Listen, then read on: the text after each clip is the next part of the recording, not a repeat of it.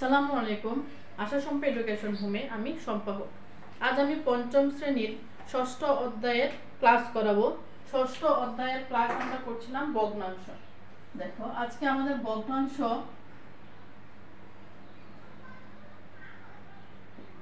পর্ব 4 পর্বে আমরা যেটা পড়বো সেটা হচ্ছে 38 পৃষ্ঠায়। 38 পৃষ্ঠায় 1 নং 2 নং অঙ্কগুলো আমরা আগে করেছিলাম। আজ আমরা 38 পৃষ্ঠার অঙ্ক করব। দেখো খালি ঘরের সংখ্যাগুলো নির্ণয় করি। 3 নং এর 1 আমরা করব। দেখো খালি ঘরের সংখ্যাগুলো নির্ণয় করি। খুব সহজে আমরা খুব মজার অঙ্কগুলো সুন্দর করে করব। সবাই বোঝার চেষ্টা করি। দেখো 3 ভাগের 1 সমান 6 ভাগের ফাঁকা ঘর। এই অঙ্কগুলোকে আমরা যেটা করব বা দিয়ে, দেখো এই অঙ্কগুলো আমরা কোনকুনি গুণ করব। যেমন এটাকে আড়াআড়ি বা বজ্র গুণনও বলে। এইটা আর এটা গুণ করব, এইটা আর এটা আমরা গুণ করব, গুণ করে লিখব। আমরা সব সময় যে কাজটা করব, যেহেতু আমরা ফাঁকা ঘরের মান বের করব, তাই ফাঁকা ঘরটা সবসময় আমরা বাম পক্ষে লিখব। ঠিক আছে, এই চিহ্নগুলো তোমরা দিবে না, এটা আমি তোমাদেরকে বোঝানোর জন্য দিয়েছি। দেখো তাহলে আমরা কি করব, 3 গুণ ফাঁকা ঘর, এটা আমরা বাম পক্ষে দিলাম, সমান সমান 1 গুণ 6। আমরা জানি গুণ্য ও গুণকের স্থান বিনিময় করলে গুণফলের কোনো পরিবর্তন হয় না। তোমরা যদি কেউ ফাঁকা ঘর গুণ 3 দাও তাহলেও হবে, কোনো সমস্যা নেই, অথবা 6 গুণ 1 দাও তাহলেও হবে। তাহলে এটা কি হচ্ছে, দেখো 3 গুণন ফাঁকা ঘর সমান 6 কে 6। এখানে মজার ব্যাপার হচ্ছে, সবচেয়ে যেটা ইম্পর্টেন্ট ব্যাপার সেটা হচ্ছে, দেখো আমরা জানি এটা হচ্ছে বাম পক্ষ আর এটা হচ্ছে সমান সমানের ডান পক্ষ। তাহলে বাম পক্ষ হচ্ছে বাম হচ্ছে ডানের বিপরীত, আর ডান হচ্ছে বামের বিপরীত। বিপরীত শব্দ তো অবশ্যই আমরা জানি, তাই না?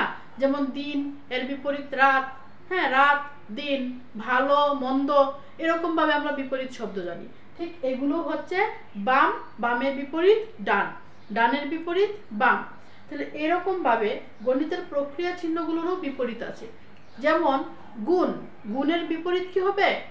গুণের বিপরীত হবে ভাগ, আর ভাগের বিপরীত গুণ। আমরা কিন্তু পড়েছি যে ভাগ কাকে বলে, যে গুণের সংক্ষিপ্ত রূপকে ভাগ বলে, অথবা গুণের বিপরীত প্রক্রিয়াকে ভাগ বলে, আর পুনঃ বিয়োগ করাকে ভাগ বলে, অথবা বিয়োগের সংক্ষিপ্ত রূপকে ভাগ বলে, এরকম করেছি। কিন্তু গুণের বিপরীত প্রক্রিয়াও যে ভাগ, এটাও আমরা পড়েছি। ঠিক তেমনি যোগের বিপরীত বিয়োগ, বিয়োগের বিপরীত যোগ, এরকম।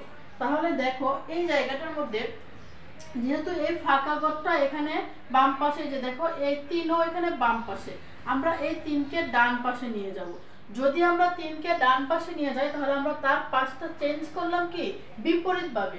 যেহেতু বিপরীত ভাবে চেঞ্জ করলাম, তাই এটা কি হবে জানো, এটা এই জায়গায় যেহেতু গুণ আছে, এই 3-এর সাথে এই ফাঁকা ঘরের গুণের সম্পর্ক, আর এটা যেহেতু বিপরীত হয়ে যাচ্ছে, বাম পাশ থেকে ডান পাশে চলে যাচ্ছে, তাই এটা বিপরীত প্রক্রিয়া হয়ে যাবে, সাথে সাথে চিহ্নটাও চেঞ্জ হয়ে যাবে।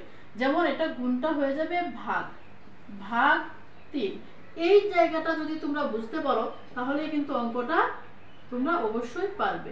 তাহলে সুতরাং ফাঁকা ঘর সমান, ফাঁকা ঘর সমান ভাগ করলে 3 দ্বিগুণে 6। আমরা অতএবটা লিখবো এরকম ভাবে, যে অতএব কি 3 ভাগের 1 সমান 6 ভাগের 2। এই 2কে আমরা ফাঁকা ঘরে লিখে দেব। ঠিক আছে, এবার দেখো 2 নম্বর অঙ্কটা। যদি আমরা 2 নম্বর অঙ্কটা করি, 2 নম্বর অঙ্কটা দিয়েছে 5 ভাগের 4 সমান ফাঁকা ঘর ভাগের 12। ঠিক আছে, দেখো তাহলে সেম আমরা আগের নিয়মেই করব, বা এটা গুণ করব। আমরা যে পাশটায় আগে লিখি না কেন কোনো সমস্যা নাই, এটাও আমরা আগে লিখতে পারি অথবা এটাও আমরা আগে লিখতে পারি।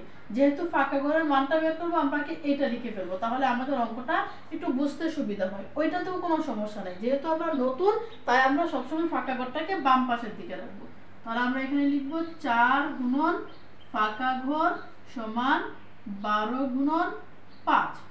এবার দেখো বা 4 গুণ ফাঁকা ঘর সমান 5 12 60, বা ফাঁকা ঘর সমান এই যে 60 এটা কি হয়ে যাবে ভাগ, কারণ সে সাইড চেঞ্জ করেছে, বিপরীতে এসেছে।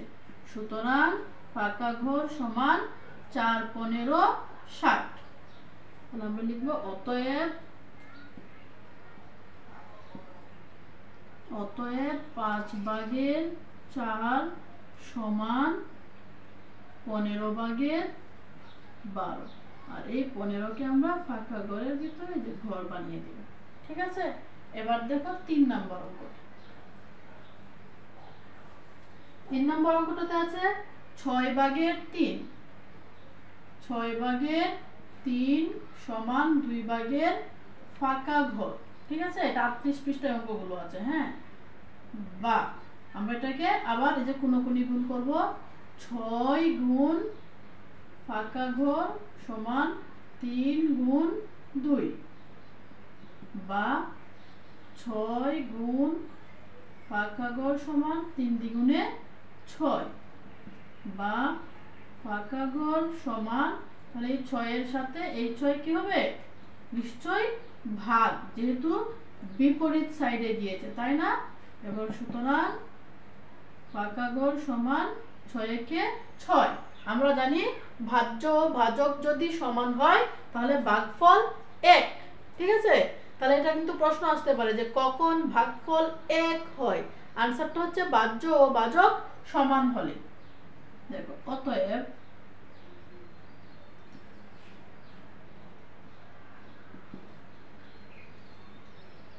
6/3 সমান 2/1। ঠিক আছে, এবার দেখো 4 নাম্বার। 4 নাম্বার অঙ্কটি বলেছে 54/12।